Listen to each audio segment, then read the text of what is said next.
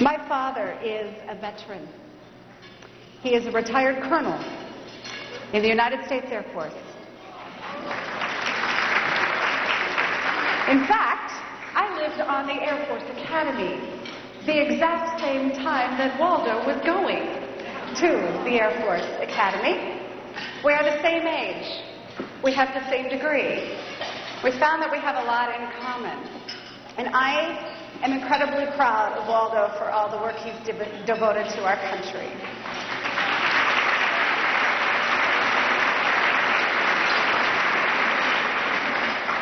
And I'm also very proud of my daddykins, that's what I call him, for the years of service that he's given to our country.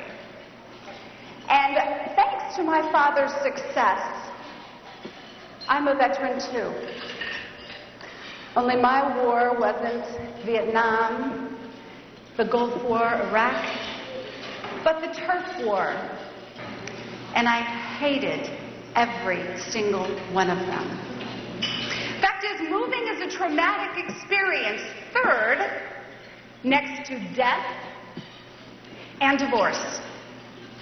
So how did I survive? Well, I learned to take control of what I could. I became a master at packing and organizing. Before the movers had finished unloading the moving van, my room was up and running. Barbie and Ken had moved into their new pad, and every stuffed bunny, bear, and unicorn was lined up in precise formation on my bed, exactly as it had been in the house before, and ready for the colonel's inspection. You know, they say hardship builds character. I'm a character, all right. My friends used to laugh at my perfectly clean bedroom, my compulsive list making, my overwhelming urge to organize. But hardship builds more than character. The upheaval of my childhood taught me how to create order from chaos. And it laid the foundation for the systems that I use today as the Productivity Pro, the ones that I use to help professionals make every minute on the job count. And I know it is so hard to talk about productivity today. People are saying, why in the world would I want to be more productive? I'm already working as hard as I can. And in this world of do more with less, it is really hard to focus on productivity when we're all suffering from a case of the overs. Overworked, overscheduled, overcommitted, overstressed, overwhelmed, over it. But the good news is that productivity is not the enemy. A lack of focus is. When you clearly define what your priorities are and focus on them, you are able to accomplish your goals sooner. And when you perform at your peak, you're able to leave the office on time, every time. And in order to do this, I'd like to offer some strategies, 3 simple time management techniques. First, I want to talk about moving a mountain. Growing up on the Air Force Academy at the base of Colorado Springs, I woke up to see Pikes Peak every day. The mountains that interfere with our plans, the obstacles, and the email, and the voicemail, and the interruptions, and the paper, and all of the things that get in the way of allowing us to impart and accomplish our goals. And what we're going to see is that when the why is important enough, the how becomes easier. Second, to move a minute. Once you've moved a mountain and you see clear of the obstacles, how do you make every minute, every moment of your day count so that you can focus, so that you can leave the office earlier with less stress, with more to show for it? And the third is to move on. Once you've eliminated obstacles and you have a path clear to dedicate your time to, how do you make sure that you're spending your time in ways that are important to you? That the way that you spend your time actually reflects the things that are important to you. Move a mountain, move a minute, and move on. Let's talk first about the mountain. You know, statistics show that the average person moves 7 times in his or her lifetime. 7 times, that was a good year. My father was lucky enough to move up the ranks very quickly in the Air Force. And with every promotion he got, we got a bigger house. More boxes to pack. More uncertainty in our lives. My 2 brothers and I quickly learned the drill. You probably have done this yourself. You open the box, you fold the flaps, tape it shut, put the paper in, right? Heavy items first, seal, label, stack. We got that down. Clockwork, clockwork, clockwork. We lived a real fast-track life. I lived a fast-track life. I finished high school at 16.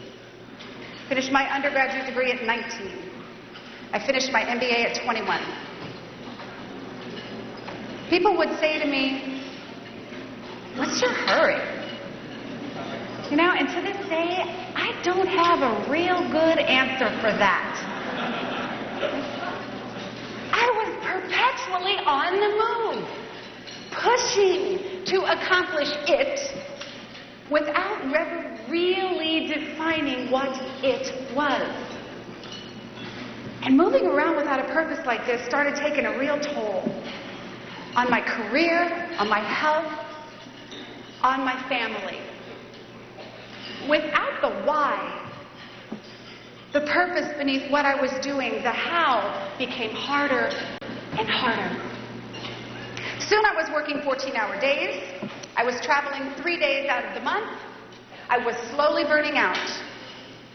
I was 24. And without having a focus in my life, things very soon got out of control. So I knew that I needed to move a mountain. For me, it was my blind pursuit of success, an overwhelming sense of obligation, my deeply held fear of failure.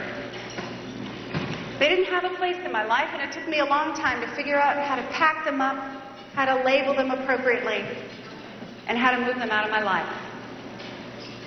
Vilfredo Pareto is a famous, now famous, Italian economist who in the 17th century found out that 20% of the Italians had 80% of that country's wealth. He called the 20% that had the 80% of the wealth the critical few, and the others he called the trivial many. My dad was a pack rat. He had more tools in his garage than he could ever use.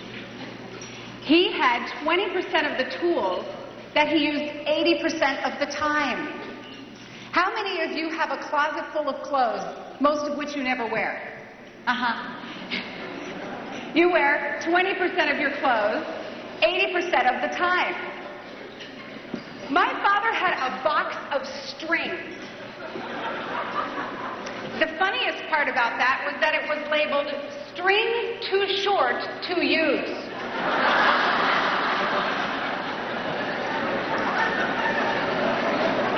He would wash Ziploc bags. Anyone? You still do? Save tin foil. He would say things like, "Eat everything on your plate, sweetheart, because the poor children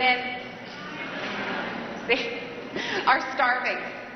And the funny thing about every time we packed, we'd have the boxes lined up in precise formation, ready to be moved out of the house, still taped shut from the previous move. My father used to put a moving sticker on each box. There was a moving sticker this high on a few of those boxes. I said, "Daddykins, why don't we just put those out of the trash?" "Don't touch those boxes, Laura. There are important tools in there I'll need at the next house." whatever. So we moved those boxes around with us. And so many of us today in our work are moving boxes of stuff around. We have papers that we've never even looked at. Do you have files that you don't even have the foggiest idea what's in there? A pile of paper you haven't even looked at in a year. When you look at moving your mountains, those trivial many things are all the things that you need to move. They are the obstacles that are getting in the way of you being able to accomplish your goals and not focusing on what's important. Think about a typical day. Oh, let's make it an easy day. Let's say you only have 10 things to do. Woohoo, easy day. You have this to-do list. You're ready to go. You get to work and stuff starts happening to you, right? People walk in and interrupt you and the phone goes off and you get an email and let's say you get a little block of time. You can actually pick something off of your to-do list. So what do you do first? The easy one. Most people will say, what can I knock off? And you check it off and you go, whoo, did you see how productive I am? Look at that. So you're checking stuff off. Don't you get a sense of accomplishment when you check things off your list? That feels good, doesn't it? And at the end of the day, let's say you had a really productive day. You have 9 out of 10 things checked off. What's left? The most important one. And you say to yourself, I worked hard all day. How can this be that now I have to stay late and do this? This is not fair. You know, my dad has an expression that he says, sweetheart, a fair is something that comes to town once a year and it has a merry-go-round, and this ain't it. Okay, everybody say that with me. A fair is something that comes to town once a year and has a merry-go-round, and this ain't it. Part of what we have to do is learn to recognize that productivity is not about quantity. It's not about the number of things that you do in a day. I think time management training has done people an incredible disservice over the years in teaching that somehow activity equates to accomplishment. Every day you must move a mountain. You have to ask yourself, if I do nothing else today, what are the 2 most important things that I need to get done and get to work and get moving? At the end of the day, if you only have 4 things out of your 10 checked off and 2 of them are the most important, guess what? That was a more productive day. Because what you're talking about is value, performance, priority. It's not the number of things or the hours your butt is in your seat working. Do you know people who could be more productive in 6 hours than someone else in 12? And you look in their office and, oh, they look incredibly busy, don't they? But you know they're not doing anything. So move a mountain and focus on the why. And what's really important is that you want to get out of the office and get home to the things that you love. The second step is move a minute. Move a mountain, move a minute. Other than the military, the population of people who move most frequently are employees of Fortune 500 companies. They move, on average, once every 4 years. And if you don't move a lot like we did, moving can actually be kind of fun. The transition to a new house can be rather exciting. It wasn't for me, but it could be. And it can be incredibly overwhelming if you don't have a plan. I remember the first time my mother let me pack the basement. Now you have to understand, that was a big deal for me back then. I went down and for the first time realized how much junk we had. And I said to my mom, we are never going to get this packed. We only have 4 days to move up, move out, move on. She said, we'll get it done, sweetheart. Just focus on one shelf at a time. Go over there and box that up. She was one disciplined, determined woman. And in no time at all, she'd have all those boxes packed, lined up in formation, and waiting for the colonel's inspection. But a lot of people underestimate the amount of time it's going to take to actually move. They're so excited about the new house and buying and selling that that they don't actually have a plan. And that's where things start to go wrong.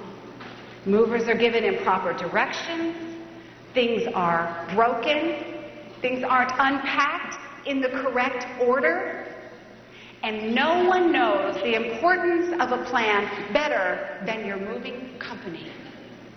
They have a checklist, a moving checklist that they use to help you schedule and plan what you should do 6 months out, 3 months out, 1 month out, 2 weeks out, 1 week out, 1 day out. Unfortunately, a lot of people don't listen to them and they don't follow the checklist. They say things like, well, I don't have time to plan. That's kind of like saying you don't have time to go to time management training. Kind of an irony. You don't have time not to plan. If you don't plan, you will not be ready when the moving van pulls up ready to put all your stuff on the van. Dale Carnegie is one of my heroes, and he used to tell a story about 2 woodcutters who would go to the woods to chop wood. And they would get paid based upon how much wood they would chop. The first one went and worked hard all day. He chopped wood furiously. He never took a break. He didn't eat lunch, just long enough to wipe his brow and keep working. The second woodcutter also worked hard, but he took a few breaks now and then, even took 20 minutes to sit under a tree and have lunch.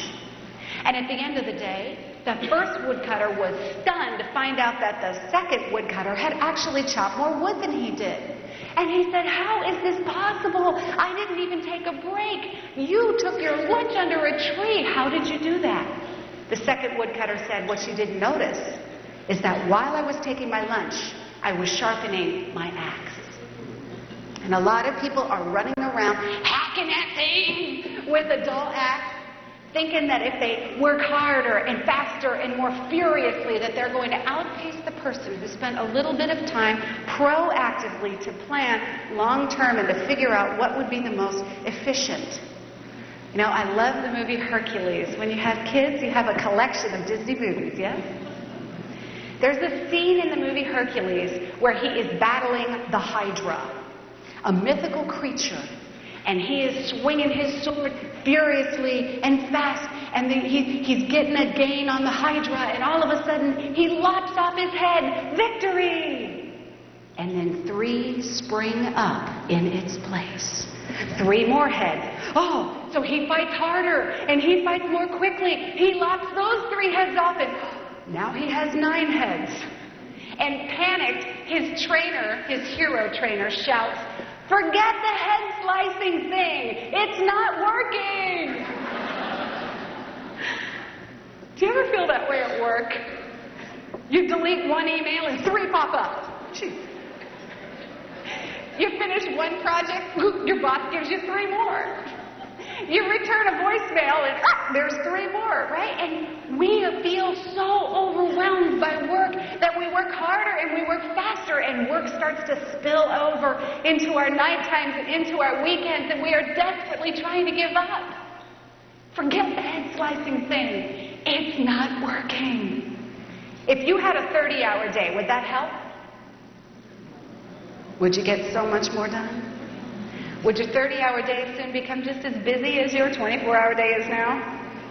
You'd probably just fill it up. There'd always be more projects to start and people to see and places to go and calls to make. So the reality of time is that there will never, ever be enough time. You will never finish. And for a lot of people, that's really good news. Because I really believe there is time to do the things that are truly important. And the hard thing is to figure out, what do you do with the rest? How do you delegate, simplify, streamline, eliminate? Have you ever asked the question, if I didn't do this task, would anybody notice? That's a darn good question. So moving a minute means when you have moved the mountain and now you are focused on your high priority task, how can you ensure that you stick there? If someone comes in and they say, hey, got a minute? Do they really mean one? That's like a 10-minute interruption right there. So learning how to open your mouth and saying, you know, I have my back up against the wall right now on this deadline. I would love to talk with you about this. Can I call you at 3? And let them see you write it down. And they walk out going, I have an appointment. And that feels psychologically like you've taken care of them. It means not multitasking. If you're supposed to be finishing that project, that report summary by noon, and it's 8 o'clock now, a lot of people get in there and say, okay, let's see, I'm going to start that report. No, need a latte to get me going. Go to Starbucks, get a latte, come back. Okay, where was I? Oh, yeah, meeting notes. They're in here somewhere. Oh, look, here's the supply order. Oh, forgot to fax that. Better go do that right now. Here, fax the supply order, back over here. Where was I? Oh, yeah, meeting. Where? Okay, here's my meeting notes. Oh, it doesn't have those stats. I should check my email, because Karen emailed the report from the meeting last week. They'll be there. Let's see where. Oh, 8 new messages. I should check them. Where was I? Oh, good. Meeting notes. Okay. Oh, here they are. Oh, look at that. She doesn't have the statistics in there. I'll just call her and say, hey, Karen, I really...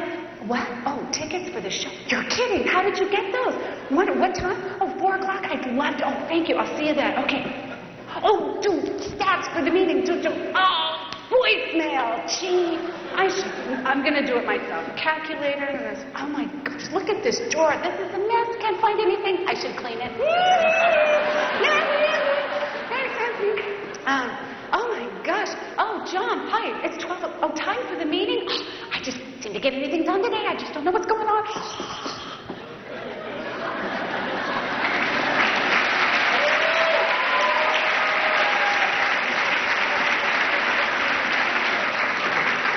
Does that look familiar? We're just like these little butterflies. Flip, flip, flip, flip, flip, flip. Does anybody have a bunch of half-done projects all over their desk? Yeah. Instead of being a butterfly, during the day you have to think of yourself like a postage stamp. You're going to stick to one thing till you get there. You come in the morning and you have your latte. You know where your notes are. You get started. You see the email. Nope, do those later. Someone comes in. Whoop, need to talk to you at 3 o'clock. Keep doing that. Whoop, where are the notes? Hey, Karen, talk to you later about the show.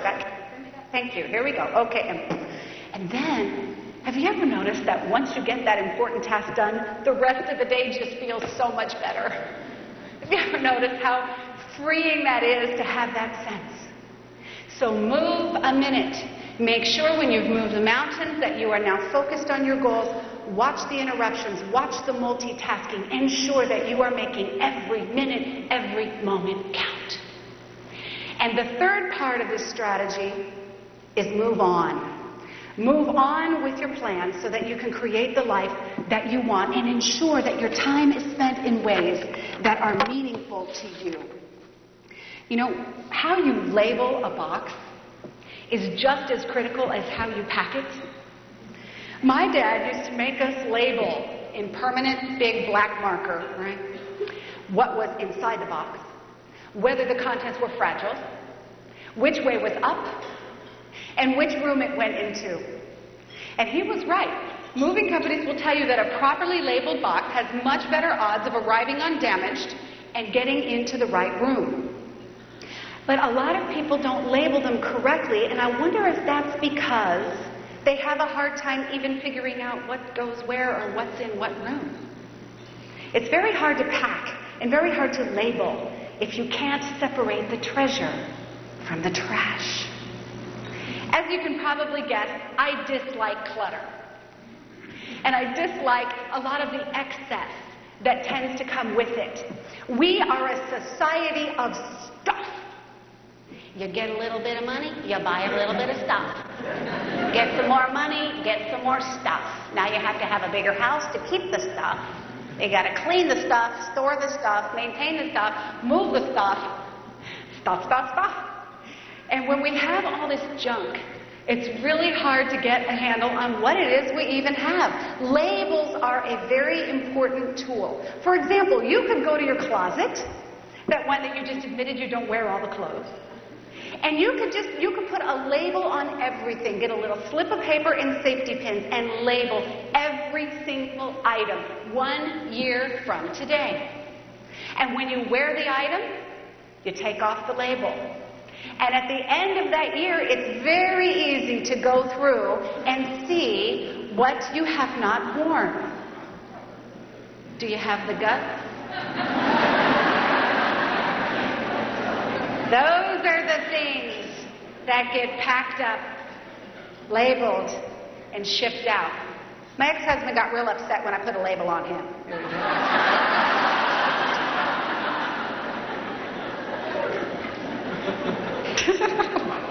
I don't know why I said that. But labels are only meaningful if they mean what they say. A lot of people say, I'm going on vacation.